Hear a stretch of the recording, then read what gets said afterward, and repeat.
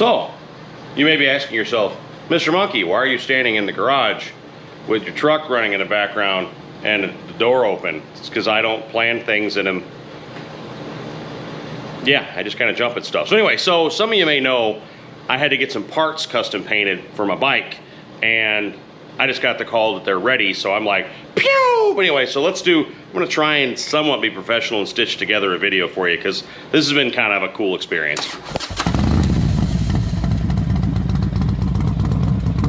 So we'll talk more on the truck when I'm on the road, but real quick, an introduction to how this all came about. What I have here is a 2021 Ultra Limited that you can see right here. And I bought this bike brand new early last year, and it was black. It was a black Ultra Limited, and then made friends with the folks at Advanblack, and now become actually pretty tight with the CEO. We're good pals, and we have crazy ideas. And one of them I had was, why don't I use your parts to change the color of my motorcycle to something more exciting? And he was like, fine. What? When I say we have great ideas, I mean I have great ideas. So we did this Cholo bike, all right, which there was a hiccup that I screwed up the paint. It's got to be fixed. It's my fault. Anyway, but you can see we did a stretch front fender, custom painted the tank, and then a stretch rear fender. And this color, same that one as that one, though the lighting is different, so it doesn't look the same, is a 2017 Harley-Davidson color called Hard Candy Hot Rod Red Flake. It's my favorite color that Harley ever did. It's very 70s high sparkle metal flake. It's a candy paint. It's beautiful. Love that color. So when we did the Cholo bike, I was like, it's got to be that color. So we did that. And then I said, let's do the Ultra that color. And he was like, shut up, man. Whatever makes you shut up is what we'll do. So I say we're close friends. He might hate me. But anyway, he sent me every part they make. So Advanblack, if you don't know, they're the kings of aftermarket pre-painted parts, in my professional medical opinion. Stretch bags, tank stretch covers, inner fairings, custom front fenders, side covers. So anyway, so we'll go through real quick what I got from Advanblack. Everything on this bike right now is just a part you can order off their website. So stretch bags, we'll start at the rear. Stretch bags, you can see, that is their Dominator Fender. These lids they even provided, even though they're just standard. You can get regular, some stock stuff from them too. It doesn't have to be stretched and modified. These are Advanblack lids, even though they're just standard lids. The mid-frame air deflectors, the stretch side covers, stretch tank covers. No, the emblems came from JH Choppers, a buddy of mine. If you want these, you can just search eBay for JH Choppers, and those are chrome stainless steel. They're freaking jewelry. They're about as best as money can buy. And I know you're filming, but wait for me. I'm going to go with you, okay? Okay, fine. Bye. So that's, if someone's going to ask about that. JH Choppers on eBay. On his website, he sells all kinds of stuff, but because of intellectual property issues, you're going to find those on eBay, not the website. Anyway, the inner fairing. This is an Advanblack inner fairing. No, those gauges are Dakota Digital. We'll do a whole video on those later. And yes, these are Advan doors. They have these nice ribs in them. Anyway, just pointing out little stuff here and there. And their front fender. This is the 21-inch wrapper fender to go over my Coastal Moto wheels. So they make that in a 19 also. Anyway, so those are all Advanblack parts you can buy off the website right now. You know, you can pick your color. They do like 90 colors. They probably do yours if it's a solid color. They don't do CVO because there's not enough of them out there to justify it. And they don't do two-tone, only solid colors. Anyway, so those are those parts. During that process, I needed to get the outer fairing, which they don't make yet, the outer fairing cap and my lowers painted. A lot of you already know this story, but they do sell lowers, but Advanblack's lowers are only for Road Kings, Street Glides, Road Glides, not Ultras. Ultras lowers have fans, radiators, wiring, you know, tubing, everything else, because this is a wet head bike. This is actually liquid cooled, the top end anyway. So those lowers for Ultras, there aren't as many of them out there, and they're more complicated, and then, not that they couldn't do it, but anyway, they don't do lowers for Ultras because the average person isn't going to be as stupid as I am to take them out, drain them, pull the radiators, and end up with a box of stuff like that they have to put back in later. So I had to get the lowers painted, and I had to get my fairing cap outside painted. We'll get in the truck and we'll talk about this, or maybe we'll talk about it later now that the missus is going. I thought I was going to be alone. But, yeah, so that's what we got on there so far. What we're doing right now is going to pick up those parts and get it painted. And then next cut, I'll talk a bit about finding the shop, because 'tisn't easy in all places, especially in South Florida. All right, I thought this would be easier to do in the truck, even though my wife's loud laptop is dinging while I'm talking. Say hi, Mrs. Monkey. Hi, Mrs. Monkey. That's not how that's supposed to go. So I thought I'd do a bit of a chat about finding a body shop. And the reason why this is a topic near and dear to me is my dad was in the car business, and I grew up at the dealerships that he managed. He was a finance manager for a while. He was a general manager, new car manager, used car manager. So growing up around car dealerships was a lot of my childhood, including body shops, to the point to where when I was in college, I went to work at a body shop as an estimator. I worked at Mid-America Collision Repair. Some of you who are in St. Louis might go, I know them. They've got a shop in St. Charles and then one, at least there was one in Hazelwood. I don't know if it's still there anymore. I worked at the one in Hazelwood. Mid-America Collision Repair is, I mean, I'm biased, but the best damn body shop I've ever visited. I actually can remember one of my dad's good friends, who's a body man there, Kevin, buying a really rare Jaguar called an XJR. You know what an XJR is? Of course. Very special Jag. Bought two of them. One had been hit really hard in the front all the way back to the dash, and then the other had been hit in the rear all the way to the back seat. Sorry. She's a child. So Kevin buys both of these cars just to see if he could do it. Like, this is the kind of dude Kevin was. Cuts them in half and puts them together. Two total cars, and I'll tell you what, it was amazing. Car was laser straight and perfect. He drove it every day for quite a while and ended up selling it on. So here he was. This Kevin's not a very loud, flashy guy, just a really good, normal dude. He's rolling around in a $100,000 Jaguar that he had built. But anyway, so Mid-America was an amazing place. I learned a ton from them about body work. I can't do it. I mean, I can do basic stuff. I really suck at it, but I know a lot about the business and how it should be done anyway. So I'm poking around trying to find a place, and I immediately was having horrific images from when I first moved down here. The missus can testify to this. One of the very first things I noticed when I moved to South Florida was the worst goddamn body work I've ever seen in my life. Like, every red light, you'd look over and go, well, that's orange peel on the whole side. Or you look over and the car's clear coat has turned orange over it's just terrible body work. Looks like people had taken bubble gum, shoved them into the side of the cars and rattle canned them. I mean, like, and I think these aren't necessarily, you know, owners doing it to save a buck. They just have really bad body shops down here. I remember a coworker of mine had a BMW got clipped, went and got it worked over, and she said, would you come look at it before I, you know, sign off on the work or whatever. The orange peel was so bad on that car that the guy actually, he acted like he was embarrassed. Like, oh, we must have forgotten to wet sand it or something like that. Like, it was bad. Anyway, so I started searching, and I'm calling, almost interviewing shops, and finding not only were they not up to the task of painting a candy motorcycle parts, but they just didn't want the work. Like, so many of the shops down here, they just want the simple clip jobs or the giant, you know, Lamborghini rebuilds. There's nothing in between. And what I needed was a shop that would take stock Harley-Davidson parts and do a color change to, yes, a very difficult color. So that hard candy hot rod red flake, how it works is you would sand the part down, get them right and get them smooth, and then seal them, prime them, and then the stages are you would put down base coat, which for this color is sort of a rose-colored, silvery, not a very attractive color, but that's the base coat. And then, counterintuitive to most metal flake paints, some of you are gonna freak out when I say this, hard candy hot rod red flake, the flake is in the candy coat, not underneath. Normally, you spray the base, and the base coat has the metal flake in it, and then you spray the candy on top, which is basically transparent color.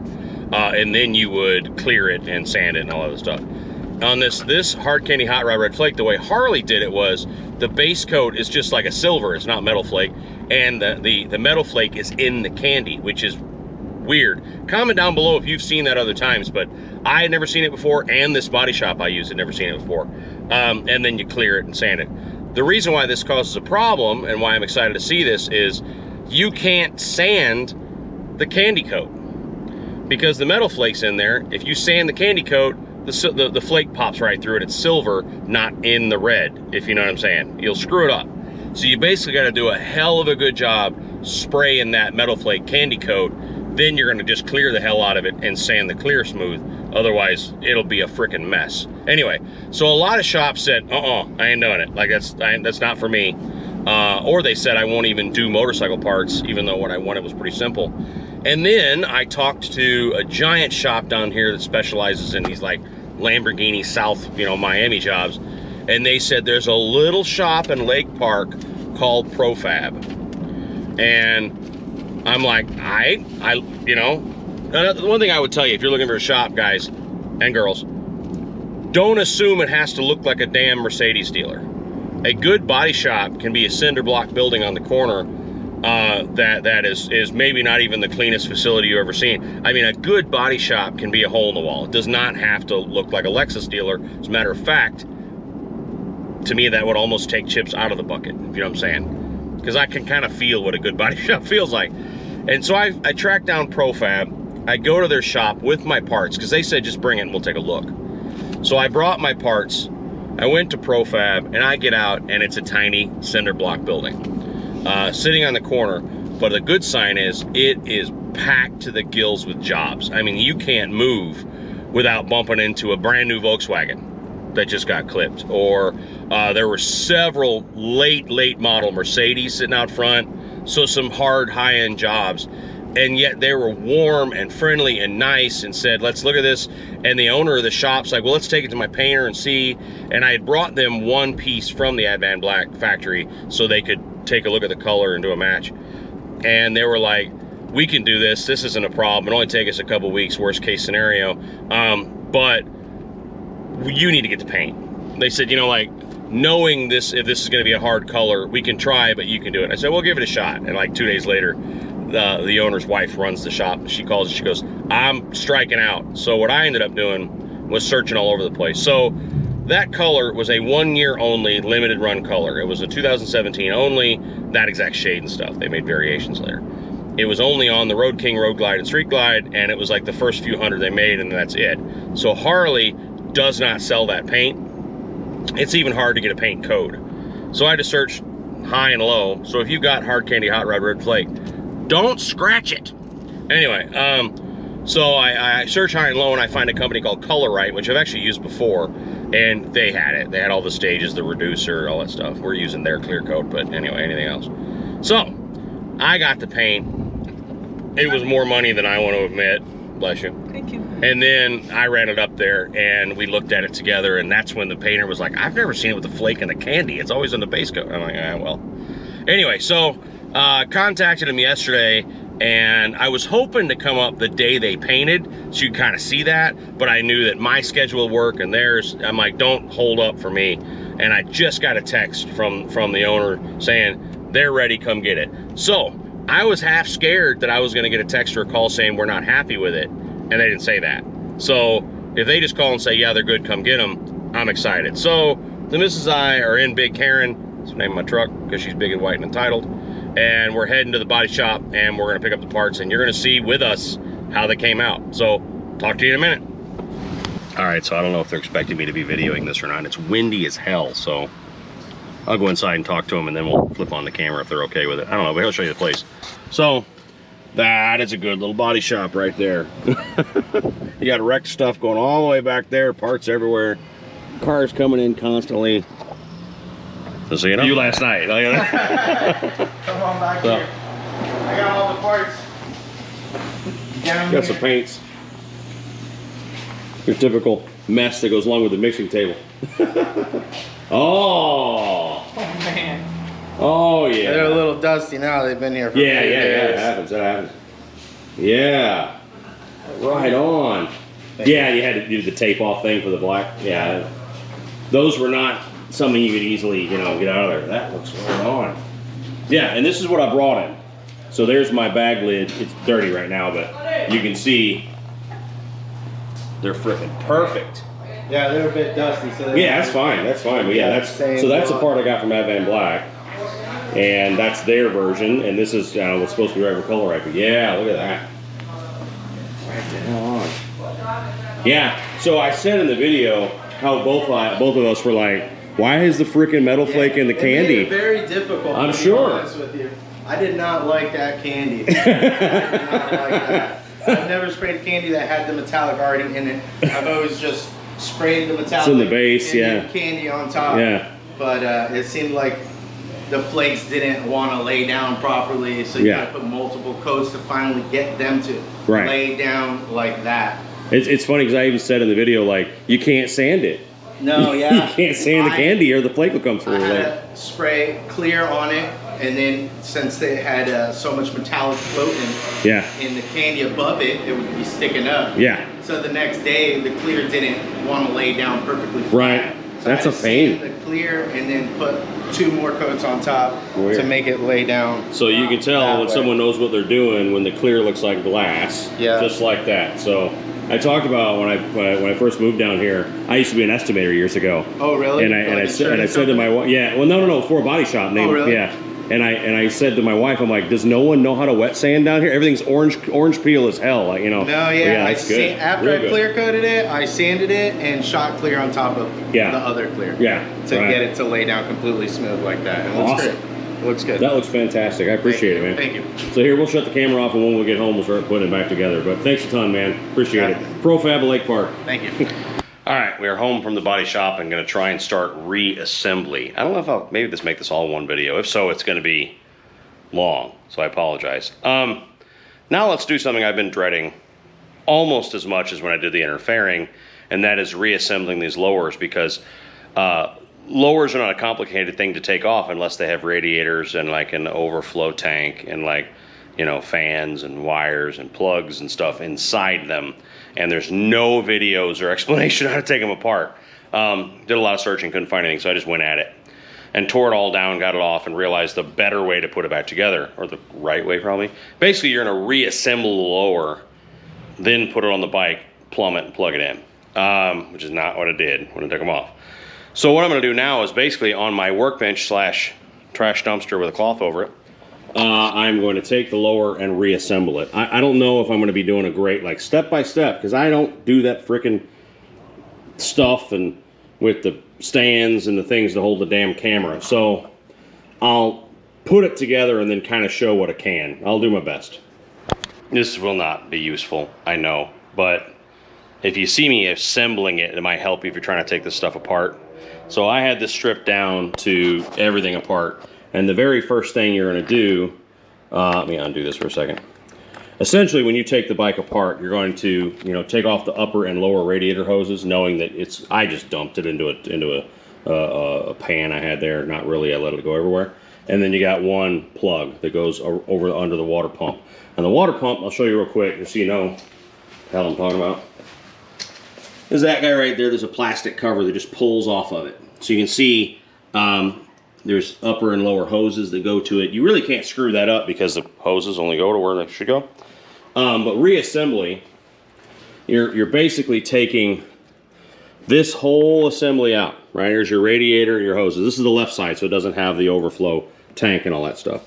First thing you're gonna do reassembly, so when you're taking it apart, sorry, is you've got this bracket securing the lower to the bike. So 2 nuts there. That comes off, and then on the inside, only on the left side, you've got a stud sticking out here. Also a stud right there. So this goes through. The radiator will sit on top as such, and then you got holes down there too. And then next thing is this piece goes on as such, like that. And then this piece goes on in your vent control. You know, you gotta stick that up through there. And that's your sort of loose reassembly, if you know what I'm saying. Now I'm gonna have to actually take the time to make sure this is all right, but that's the stages. So when you're taking this apart, you are gonna drop all the coolant, unplug this, take those 2 nuts out up here, and then the lower bolt and bracket that's on down there, and then remove the whole lower off the bike. And then when you get it on the bench, I have a speaker there, that's why the flap's missing. But you normally just pop that flap out so you can get access to the nuts and bolts inside. Then this pops off, you can see with those screws there. And then, you know, it's there in layers basically. So there's your stages: radiator, lower cover, upper cover. That's basically how it all comes apart. I hope that helps. Maybe not, because I had to just fumble through it, but you'll be fine. It's not the end of the world.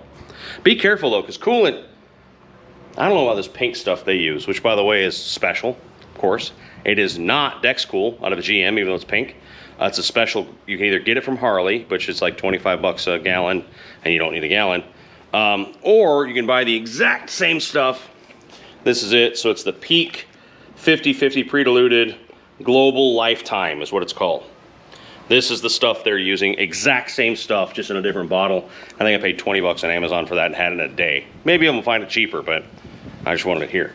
So let me put this back together and I'll show you when I'm done.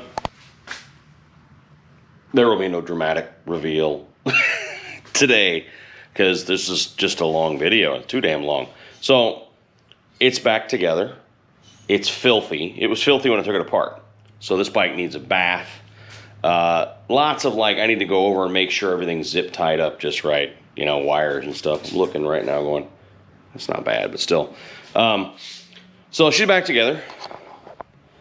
And what I'll do when this is all done is I'll clean it up and we'll take it outside. God forbid, go for a ride, right? People can stop talking smack.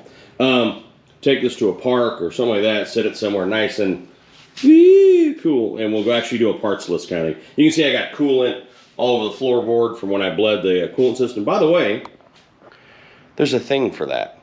So if you have an Ultra with you know, the radiators and your lowers, if you turn the ignition and kill switch on and then don't start it, and then hold the throttle greater than 50%, so you can just peg it if you want, for so many seconds, just wait. The water pump and fans turn on and stay on, and that's bleed mode, so you can keep adding coolant. It'll keep pulling it down and filling the radiator. So that's pretty cool. Searched that out and found it. I did put my Dakota Digital oil plug in. There's an oil plug with a temp gauge on it, and let's see real quick. I ran it for a second, so you can see that's working. No copyright strike. So it's 108. I ran it for a little bit. So she's one piece again. So let's do a walk around real fast, but then again, filthy. That's my i5 cable. It's not, you know. So still got bug guts on it, but you can see paint looks good. I'm missing my, I had a turn signal strip from Custom Dynamics to put on. I'll do that in a later video because I opened the box, even though the box said chrome and it was black inside. So it happens to the best of us. So I'm going to put that on a buddy's bike. They just said keep it, and they're going to send me a chrome one whenever they got one available. So there she is. She's all good, all together. Going to get her down off the lift, give her a bath, take her for a test run, make sure I don't have any leaks from the coolant system and stuff. I don't think I will, but still, pretty simple systems, actually. It's not super complicated. I already said give her a bath, didn't I? And then we're going to retune it pretty soon. So next video will be here she be in parts list. After that, we'll talk about retuning it and voiding the warranty on video, because why not?